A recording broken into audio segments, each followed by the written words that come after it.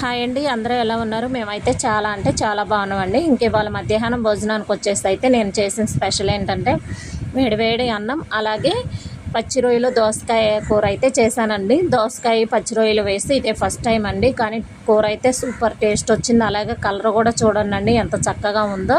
ఇంకా అలానే ఎప్పుడు కూడా నేను గోంగూర లేదా బెండకాయ, బీరకాయ, టమాటా అలాంటివి వేసి చేశాను కదండి. దోసకాయ వేసి చేయటం అయితే ఇదే ఫస్ట్ సారి, కానీ టేస్ట్ కూడా సూపర్ ఉందంట. మా పిల్లలు అయితే కాంప్లిమెంట్ ఇచ్చేశారు. ఇంకా అలాగే నాకైతే టమాటా, పచ్చిమిరపకాయల రోటి పచ్చడి అయితే చేసుకున్నానండి. ఎక్కువగానే చేసా, మార్నింగ్ టిఫిన్ నాకు కూడా పనికి వస్తుందని.